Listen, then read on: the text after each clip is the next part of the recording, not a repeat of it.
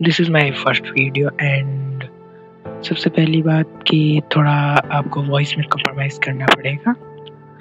So please आप लोग थोड़ा वॉइस में कॉम्प्रोमाइज़ कर लीजिएगा। तो शुरू करते हैं वीडियो को। तमन्ना भाटिया एक ऐसी लीड एक्ट्रेस एक ऐसी एक्ट्रेस जिसने एक वक्त पर अनकंफर्टेबल सीन करने से मना कर दिया, यह जानते हुए कि भी अगर उसने यह सीन करने से मना कर दिया तो उसके हाथ से ये मूवी तो जाएगी ही और साथ ही साथ उसका पूरा का पूरा करियर भी रिस्क पे आ जाएगा। लेकिन उस एक्ट्रेस ने अपनी सेल्फ रिस्पेक्ट को आगे रखते हुए उन्होंने वह सीन रिजेक्ट कर दिया और हुआ भी यही जैसा सब मेकर्स ने अपनी मूवी वापस ले ली और तमन्ना दिखाओ और उससे पूछो कि ये कौन है तो वो बच्चा यही बोलेगा कि ये तो आज की रात वाली डांसर गर्ल है।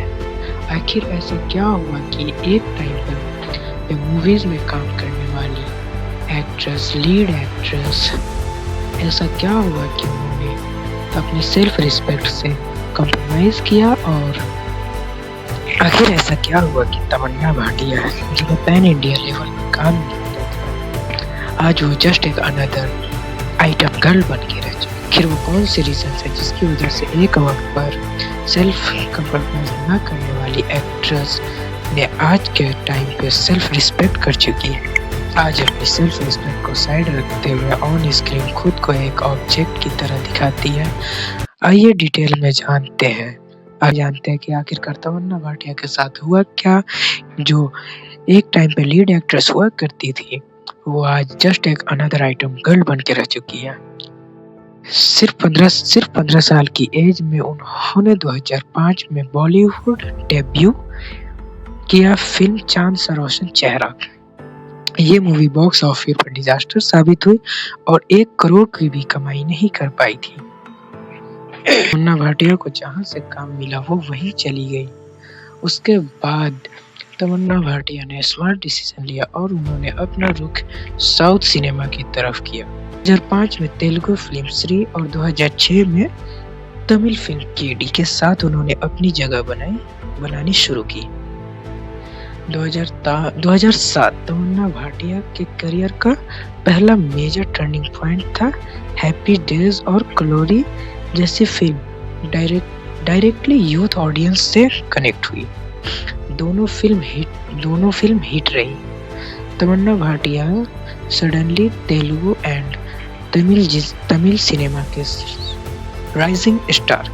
तमन्ना Bhatia suddenly Telugu and Tamil cinema की राइजिंग स्टार बन के रह गई। 2008 में कलीदासी ने उनकी पोजीशन को और स्ट्रॉन्ग कर दिया। लोग तमन्ना भाटिया को उनकी इनोसेंस, एक्सप्रेशन और एक्टिंग के लिए याद करते थे, ना कि सिर्फ ग्लैमर के लिए। 2009 से 2010 तमन्ना भाटिया का ग्राफ और ऊपर गया। अयान और पैया जैसे फिल्म बॉक्स ऑफिस पर हिट रही। चाहे हर फिल्म ब्लॉकबस्टर हो या ना हो, मगर तमन्ना भाटिया की एक्टिंग लाजवाब होती थी। इस टाइम तक तमन्ना भाटिया एक रिलायबल फिल्म एक्ट्रेस बन चुकी थी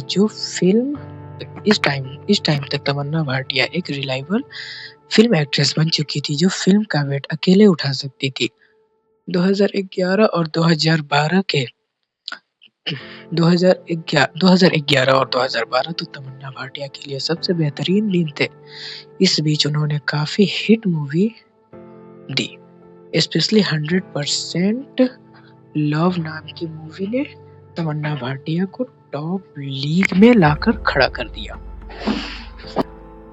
अवार्ड मिले, बॉक्स ऑफिस सक्सेस मिला और इंडस्ट्री में उनका नाम बैंकेबल एक्ट्रेस के तौर पर किया जाने लगा। इस फेज में उनकी इमेज एकदम मेन स्ट्रीम हीरोइन की तरह हो गई थी।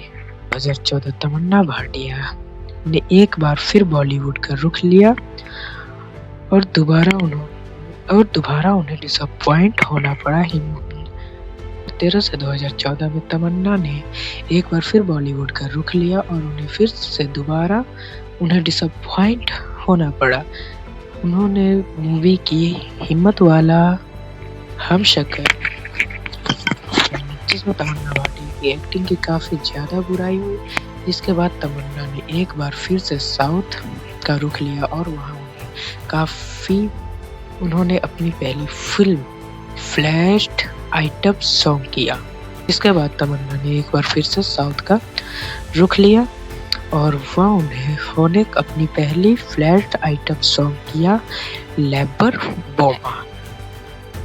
और यहीं से तमन्ना भाटिया ने एक ऐसे जान में कदम रखा जो आगे चल के उन्हें पहचान बनने वाली थी। उनके करियर का सबसे बड़ा टर्निंग पॉइंट था जब बाहुबली रिलीज हुई, जिसमें अवंतिका का रोल आइकॉनिक था। इस फिल्म ने तमन्ना भाटिया को नेशनल लेवल पर पहचान दी और फिर बाहुबली 2 ने हिस्ट्री क्रिएट कर दी। यह वो मौका तमन्ना भाटिया अपना करियर डायरेक्ट सिर्फ स्ट्रॉन्ग फीमेल रोल्स की तरफ ले जा सकती थी, लेकिन यहीं से उनकी चॉइस थोड़ी चेंज होने लगी। 2016 से 2019 वो मोमेंट था जहां तमन्ना चाहती तो अपना करियर डायरेक्ट सिर्फ स्ट्रॉन्ग फीमेल रोल्स की तरफ ले जा सकती थी, लेकिन यहीं से उनकी चॉइस थोड़ी कंफ्यूजिंग लगने लगी।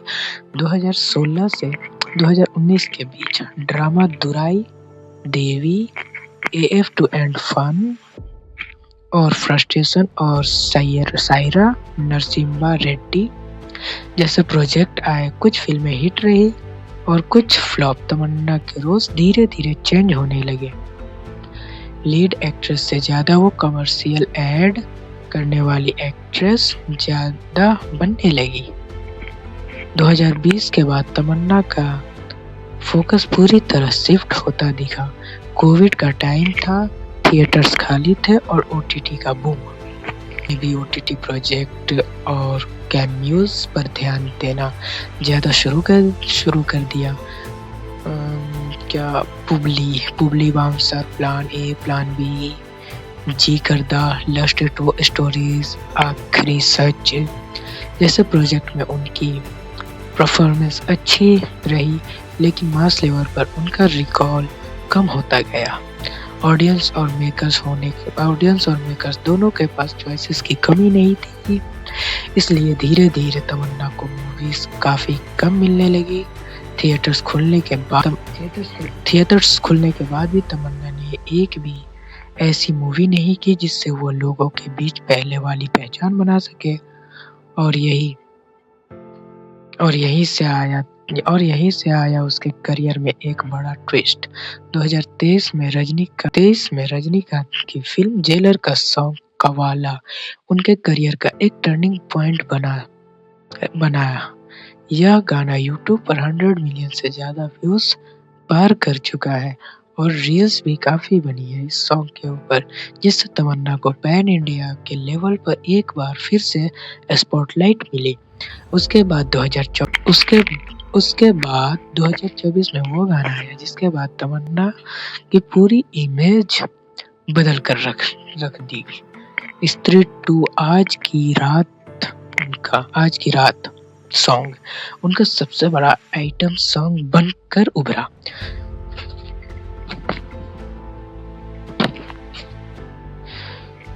आज की रात सॉन्ग जो कि अभी तक YouTube पे 1 बिलियन व्यूज को भी पार कर चुका है। इस सॉन्ग ने तमन्ना भाटिया को ऑफिशियल करंट जनरेशन की बिगेस्ट आइटम गर्ल सॉन्ग का फेस बना दिया, जहां लोगों ने उन्हें एक बार फिल्म से ज्यादा एक गाने के नाम से जानेंगे। तमन्ना की एक्टिंग उनकी मूवी लोगों के दिमाग से निकल गई और दिमाग में कुछ और रह गया, तो बस ये कि बॉलीवुड में एक और नई आइटम गर्ल आ चुकी है। इंडियन फिल्म मेकर्स को अच्छे से पता था कि सॉन्ग एक ऐसा टूल है जिससे फिल्म का प्रमोशन बहुत जल्दी से किया जा सकता है, और सॉन्ग जब आइटम नंबर हो तो क्या ही कहना, मूवी कोई सी भी हो, आइटम सॉन्ग डालना बहुत ही पहले से ही परंपरा बन चुकी थी। तमन्ना को एक पे एक आइटम सॉन्ग के ऑफर आने लगे। हर साल तमन्ना का ब्लॉकबस्टर आइटम सॉन्ग दे रही थी। 2023 में कव्वाला, 2024 में आज की रात और 2025 में रेड 2 का सॉन्ग नशा, और फिर web series the bads of Bollywood में गफ्फार। ये गाना तो भाई बवाल था। गफ्फार का सॉन्ग जो कि सभी वायरल सॉन्ग साबित रही। ओवरऑल 2020 से तमन्ना ने 4 मेजर प्रोजेक्ट आइटम गर्ल या स्पेशल डांसर के तौर पर काम किया, जिसमें उनकी इमेज को 180 डिग्री घुमा दिया। तमन्ना को आइटम सॉन्ग ही मिला, साथ ही साथ उन्हें लाइव परफॉर्मेंस के ऑफर आने लगे, जहां वह क्लब्स में डांस करते हुए नजर आई। एक एक्ट्रेस जो एक वक्त पर पैन इंडिया सुपरस्टार बनने की काबिलियत रखती थी, वह अब एक जस्ट क्लब डांसर बनकर रह गई। मगर तमन्ना ने ऐसा किया क्यों? इससे पीछे का रीजन अब मैं आपको बताता हूँ। तमन्ना भाटिया ने रिसेंटली न्यू ईयर के टाइम पर काफी ज्यादा एक एक्ट्रेस जो एक वक्त पर पैन इंडिया सुपरस्टार बनने की काबिलियत रखती थी, वह अब एक क्लब डांसर बनकर रह गई है। मगर तमन्ना ने ऐसा किया क्यों? इसके पीछे का रीजन मैं अब आपको बताता हूँ। तमन्ना भाटिया ने रिसेंटली न्यू ईयर के टाइम पर काफी ज्यादा हेडलाइंस बनाई, जब 31 दिसंबर 2025 को गोवा में एक इवेंट में उनका डांस परफॉर्मेंस हुआ। लगभग 6 मिनट के डांस के लिए 6 करोड़ रुपए, मतलब 1 करोड़ रुपए 1 मिनट के तमन्ना भाटिया ने सिर्फ डांस करने का चार्ज किया। यह सिर्फ एक नंबर ही नहीं था, बल्कि यह दिखाता है कि तमन्ना की डिमांड आज किस लेवल तक पहुंच चुकी है। रेड 2 में 5 करोड़ लिए डांस करने के, जेलर में लगभग 3 करोड़ लिए तमन्ना जी ने, और आज Tamannaah weddings, corporate events, private shows के लिए एकदम टॉप चॉइस बन चुकी है, जहां ऑर्गेनाइजर बिना सोचे समझे हेवी अमाउंट पे करने के लिए रेडी रहते हैं, बस उनके स्टेज प्रेजेंस चाहिए। तमन्ना की पूरी मूवी फीस अराउंड 4 से 5 करोड़ हुआ करती थी, वही एक लाइव परफॉर्मेंस का उन्हें 6 करोड़ मिल रहे, आइटम सॉन्ग के उन्हें 5 से 6 करोड़ मिल रहे थे। वही मूवी में महीनों की मेहनत और प्रमोशन में पूरे देश भर घूमना, प्रमोट करना, ये सारी की सारी मेहनत करने से अच्छा कि 5 से 6 मिनट का आप एक डांस वीडियो शूट करो और तकरीबन 5-6 करोड़ के अमाउंट लेकर। आइटम सॉन्ग शूट करने में ज़्यादा से ज़्यादा 1 से 2 दिन का समय लगता है। लाइव शो परफॉर्म करने में मुश्किल से 2 से 3 घंटों का समय लगता है, और इतने वक्त में 5 से 6 करोड़ रुपए तमन्ना भाटिया के लिए एक गुड डिसीजन था। भले उनको इस चीज़ के लिए अपनी सेल्फ रिस्पेक्ट कॉम्प्रोमाइज़ करनी पड़ी। जब फिल्म का फ्लो कम होने लगा, जब थिएटर्स खुलने के बाद भी कोई ऐसी मूवी नहीं आई जो उनकी पुरानी इमेज वापस ला सके, जब एक के बाद एक मूवीज फ्लॉप होने लगी, तब तमन्ना ने यह समझा कि एक्टिंग तो उसका मेन करियर गोल है ही नहीं, कि उनकी सबसे बड़ी सुपर पावर है ही नहीं, बल्कि ग्लैमर और डांस उसकी सबसे बड़ी ताकत है। मगर यह सुनने में जितना अच्छा लगता है, इसके पीछे एक सैड रियलिटी भी है। जिस एक्ट्रेस ने एक बार अपनी सेल्फ रिस्पेक्ट की वजह से एक मूवी तक रिजेक्ट कर दी, अब वही एक्ट्रेस हर परफॉर्मेंस में 1 से 5 से 60 मर्दों से घिरी हुई रहती है। वही रिपीटेड नेकेड कपड़े, वही ओवर सेक्सुअल परफॉर्मेंस, वही ऑब्जेक्टिफिकेशन। तमन्ना में पूरी पोटेंशियल थी कि वह एक पैन इंडिया सुपरस्टार बन सकती थी, मगर उन्होंने एक आइटम गर्ल बनने का डिसीजन लिया। अब इसे मजबूरी कहे या बेवकूफ़ी, मगर सच्चाई तो यही है कि एक एक्ट्रेस जिसने एक वक्त पर अपनी सेल्फ रिस्पेक्ट पर बिल्कुल भी कॉम्प्रोमाइज़ नहीं किया, वह आज के वक्त आखिरकार उसने अपनी सेल्फ रिस्पेक्ट को कॉम्प्रोमाइज कर दिया। आई होप गाइस कि ये वीडियो उतनी अच्छी तो बनी नहीं है, मुझे भी पता है, और आपको तो ये वीडियो देखकर सुनकर समझ में आ ही गया होगा। पर गाइस मैं धीरे धीरे कंटिन्यू करूँगा और आपको बहुत ही जल्द इससे बेहतर कंटेंट मिलेगा। और गाइस